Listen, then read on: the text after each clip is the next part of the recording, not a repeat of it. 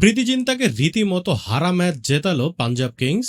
রীতিমতো হারতে থাকা ম্যাচ জিতে গেল পাঞ্জাব। আর তা দেখে রীতিমতো খুশিতে নাচতে থাকলেন প্রীতি জিন্তার বান্ধবী এবং প্রীতি জিন্তা। ভিডিওটি শুরু করার আগে ভিডিওটির লাইক বাটনে প্রেস করে আমাদের 1000 লাইক পেতে সাহায্য করুন। আইপিএল এর 4 নম্বর ম্যাচে আজ মুখোমুখি হয়েছে পাঞ্জাব সুপার কিংস এবং গুজরাট টাইটান্স। আর এই ম্যাচেই ঘটে ঘটনাটি। গুজরাট টাইটান্সের দেওয়া 162 রানের লক্ষ্য তাড়া করতে নেমে রীতিমতো অসহায় হয়ে যায় পাঞ্জাব কিংস। একের পর এক উইকেট পড়তে থেকে রীতিমতো একসময় যেন ম্যাচটা হারতেই বসেছিল পাঞ্জাব।